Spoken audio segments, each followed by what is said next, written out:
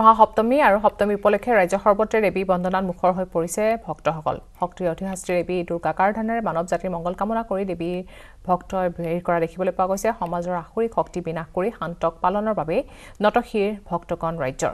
ব্যতিক্ৰম উত্তৰ গুৱাহাটী পৰম শিৱ মন্দিৰ নৱৰাত্ৰিৰ উদযাপনেৰে পৰম শিৱ মন্দিৰত 9 দিনীয়া দুৰ্গা পূজা অনুষ্ঠিত হৈছে।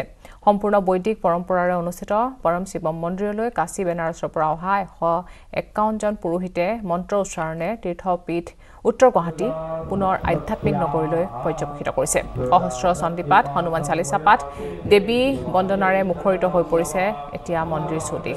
সমান্তৰালকৈ যজ্ঞৰো মহা আয়োজন এতিয়া পৰম শিৱ মন্দিৰত কৰা হৈছে। আগবঢ়াইছো ৰন্টু বৈশ্যৰ বিশেষ প্ৰতিবেদন।